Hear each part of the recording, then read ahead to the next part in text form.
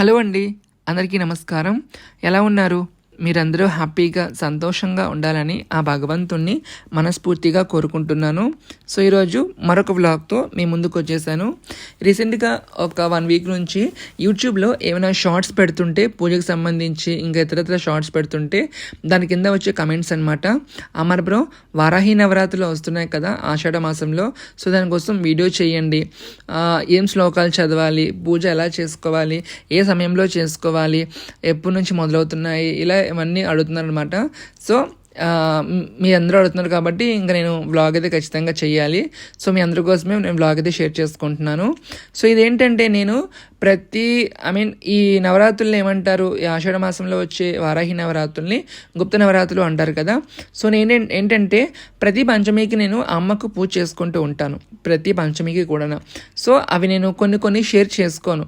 So రీసెంట్గా పంచమి రోజు నేను పూజ చేసుకున్నాను కదా. సో అలాగా మీరు అందరూ అడుగుతున్నారు కాబట్టి సో వీడియో కూడా షూట్ చేసి సో మీదే షేర్ చేసుకుంటున్నాను. సో వ్లాగ్ని చివరి వరకు చూడండి, మీకున్న డౌట్స్ అన్ని కూడా క్లియర్ అవుతాయి అనుకుంటున్నాను. శ్రీ విద్యా సాధన ప్రకారం మనకి మొత్తం నవరాత్రులు 4 వస్తాయన్నమాట. అవి లలితాదేవి నవరాత్రులు, వారాహి నవరాత్రులు, శ్యామల నవరాత్రులు, శరన్నవరాత్రులు. ఈ 4 కూడా 2 అందరికీ బాగా తెలిసినవే. లలితాదేవి నవరాత్రులు, శరన్నవరాత్రుల గురించి అందరికీ తెలుసు. ఈ యూట్యూబ్ ప్లాట్ఫామ్ వల్ల మనందరికీ కూడా తెలుసుకుంది ఏంటంటే వారాహి నవరాత్రులు, శ్యామలాదేవి నవరాత్రుల గురించి అందరికీ తెలియడం జరిగిందనమాట. సో నమ్మి చేసుకునే వాళ్ళు ఉన్నారు, అమ్మ మీద ప్రేమతో చేసుకునే వాళ్ళు ఉన్నారు, భక్తితో చేసుకునే వాళ్ళు ఉన్నారు. ఎవరు ఎలా చేసుకున్నా కూడా అమ్మ మీద ప్రేమ అనేది ప్రేమే కదా. సో ఆ ప్రేమతో చేసుకున్నప్పుడు అమ్మ ఖచ్చితంగా వాళ్ళ కోరిక నెరవేరుతుంది అనడానికి చాలామంది నిదర్శనం సాక్ష్యంగా కూడా ఉన్నారన్నమాట. సో నమ్మి చేసుకునే వాళ్ళు చాలామంది ఉన్నారు. సో అది ఇంకా వారాహి నవరాత్రులు మనకి ఎప్పటి నుంచి మొదలవుతున్నాయంటే ఈ నెల జూన్ అంటే 26న మొదలయ్యి జూలై 4 నుంచి ముగుస్తుందన్నమాట. 9 రోజులు అమ్మ నవరాత్రులు చేసుకుంటాము. సో 26 నుంచి మొదలయ్యి జూలై 4తో ముగుస్తున్నాయి అన్నమాట. ఇంకా పూజ ఎలా చేసుకోవాలి, ఏ సమయంలో చేసుకోవాలి? అమ్మకి పూజ ఎప్పుడూ కూడా చీకట్లో ఉన్నప్పుడు చేసుకుంటేనే అమ్మకి ఇష్టం అన్నమాట. అమ్మకి అంటే తెల్లవారుజామున 5:30 కూడా కాదు, 5 లోపే చేసుకోవాలి. వెలుతురు వస్తుందని కాకుండా చీకట్లోనే చేసుకోవాలి. 5 లోపు 5 లోపు చేసుకోవాలి ఉదయము. అలాగే సాయంత్రము 7 తర్వాత మొదలు పెట్టాలన్నమాట. 7 తర్వాత 8, 9 అయినా పర్వాలేదు. ఆఫీస్కి వెళ్ళే వాళ్ళు ఉంటారు, ఆఫీస్ నుంచి వచ్చి అన్నీ సర్దుకొని చేసుకునే వాళ్ళు ఉంటారు కాబట్టి సో అలాంటి వాళ్ళు ఎవరైనా సరే 9:30 వరకు కూడా చేసుకోవచ్చు అనమాట, పర్వాలేదు. అమ్మకి చీకట్లో చేసుకుంటేనే మంచిది పూజ. సో ఫస్ట్ పూజ అంటే ఈ పూజని నవరాత్రులు అనేసరికి ఏంటంటే మనకి కలసము, అఖండ దీపము ఇలా రకరకాలుగా ఉంటాయన్నమాట. సో అవి ఖచ్చితంగా పెట్టుకోవాలా, మేము పెట్టుకోలేము, మేము మేనేజ్ చేసుకోలేము, మరి పూజ చేసుకోకూడదా అని చాలామందికి డౌట్ ఉండొచ్చు. సో అట్లా ఏమీ లేదండి, మేము నియమాలు పాటిస్తాము, నిష్ఠగా ఉంటాము అనుకునే వాళ్ళు చేయగలిగితే కనుక కలసము, అఖండ దీపం పెట్టి చేసుకోండి. కలసము, అఖండ దీపం పెడితే కనుక చాలా నిష్ఠగా ఉండాలండి, బ్రహ్మచర్యం పాటించాలి. అలాగే ఉల్లి వెల్లుల్లి తినకూడదు, మాంసం ముట్టకూడదు, ఇంట్లో కూడా వండకూడదు సాధ్యమైనంత వరకు పెట్టాము అంటే. అలా నిష్ఠగా పాటించాలన్నమాట. లేదు అంత నిష్ఠగా మేము చేయలేము, అమ్మ ఆరాధన చేసుకోవాలనుకుంటున్నాము అనుకుంటే కనుక మీరు ప్రత్యేకంగా అమ్మ ఆరాధన చేసుకుంటాము అనుకుంటే ప్రత్యేకంగా పీఠం పెట్టుకోండి, ఈశాన్య మూల పీఠం పెట్టుకోండి. చక్కగా అమ్మకి ఎరుపు రంగు అంటే చాలా చాలా ఇష్టం అండి. అమ్మకి ఎరుపు రంగు, పసుపు రంగు అంటే అమ్మకి చాలా చాలా ఇష్టము.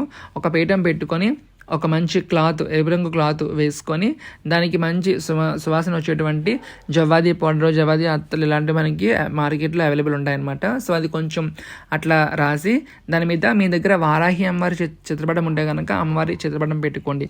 లేదు అనుకున్నా సరే పర్వాలేదు.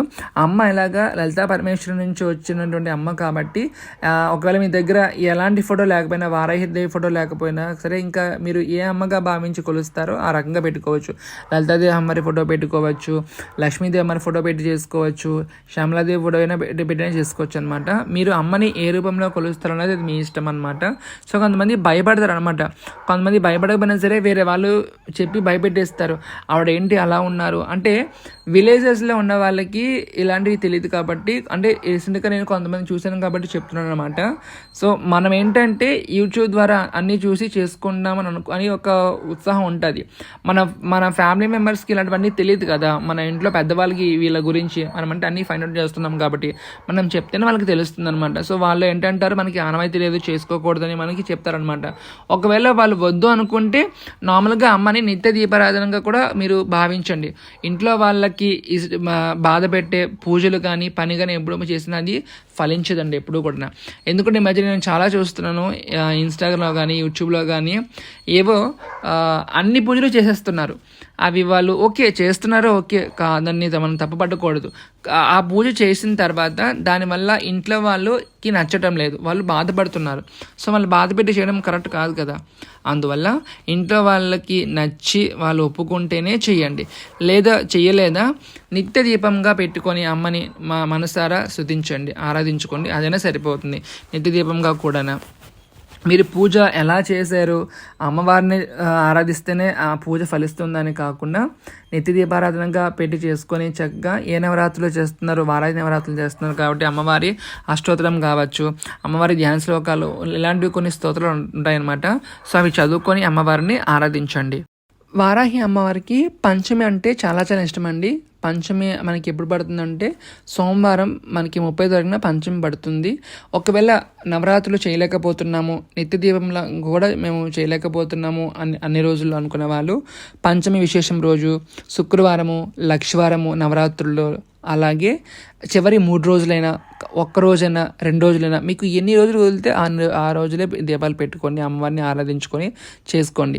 అలాగే పంచమి రోజు అమ్మవారికి విశేషంగా పూజ చేసుకోండి. అంటే పసుపు కొమ్మలు ఉంటాయి కదా, ఒక 108 పసుపు కొమ్మలు సేకరించుకొని అమ్మకి అష్టోత్తరం కానీ, అమ్మవారి స్తోత్రం శ్లోకాలు ఉంటాయి కదా, ద్వాదశనామాలు, అవి కానీ లలితా సహస్రనామాన్ని కానీ చదువుతూ కూడా పసుపు కొమ్మలతో అమ్మవారికి పూజ చేసుకోండి.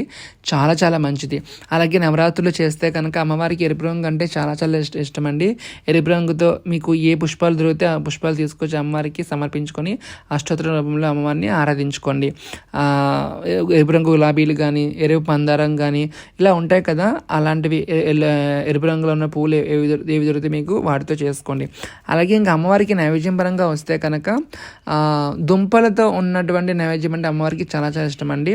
మనకి శనక్కాయలు అంటే భూమిలో పండేవి శనక్కాయలు, అలాగే తీపి దుంపలు అంటారు కదా, రెడ్ కలర్లో ఉంటుంది స్వీట్ పొటాటో, అది కానీ క్యారెట్, బీట్రూట్ ఇలాంటివి చక్కగా తెచ్చిపెట్టుకొని శుభ్రంగా కడిగి అమ్మవారికి నైవేద్యంగా సమర్పించి చేసుకోండి.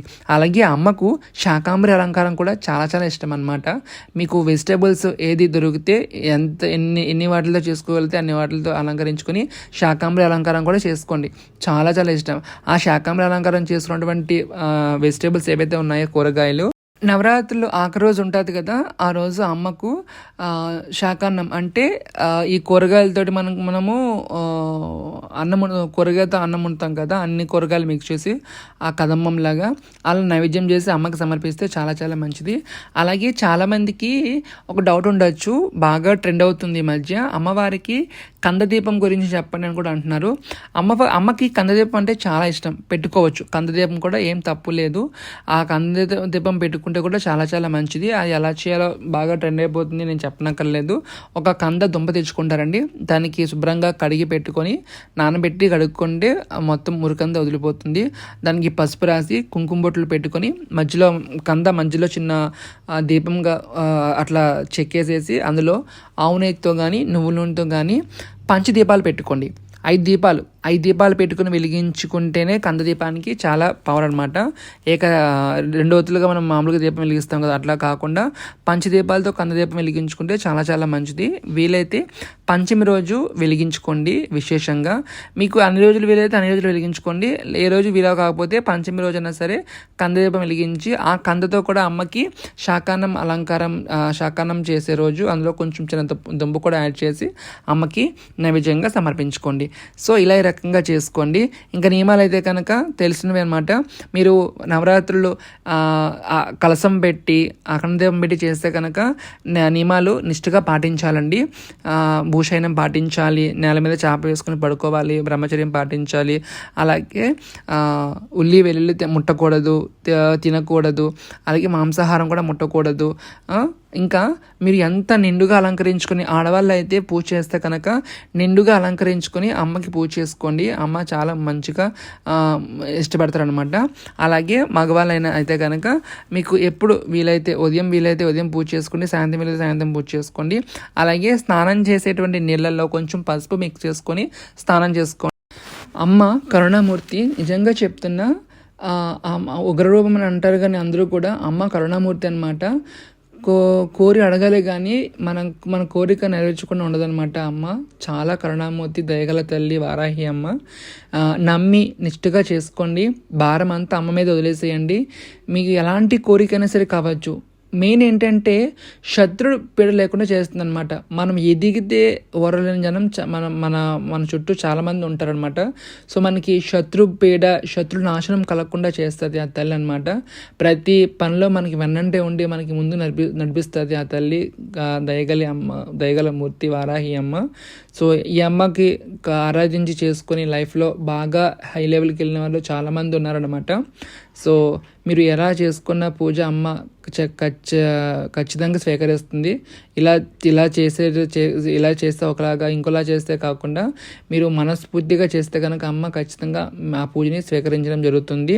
అలాగే అమ్మవారికి కాలభైరవాష్టకం చదవడం కూడా చాలా చాలా మంచిదన్నమాట. కుదిరితే కాలభైరవాష్టకం కూడా చదవడానికి ప్రయత్నించండి. సో ఈ నవరాత్రులు చేసేటప్పుడు ఎప్పుడూ కూడా మీరు ఒకటే కోరండి, అమ్మ నాపై దయ ఉంటే నన్ను కరుణించు తల్లి అని చెప్పేసి అమ్మని అదే వేడుకోండి. ఒకరి నాశనం కోరుకోవడం కానీ, ఒకరి మీద కోప్పడడం అలాంటివి ఈ నవరాత్రుల్లో చేసేటప్పుడు అసలు చేయకండి. శాంతంగా ఉండండి, ఎవరి మీద కోప్పడకండి, ఎవరి నాశనం కోరుకోకండి. సో అమ్మ దయతో అందరూ కూడా మంచి జీవితాన్ని పొందుతున్నారని మనస్ఫూర్తిగా కోరుకుంటూ శ్రీమాత్రే నమః.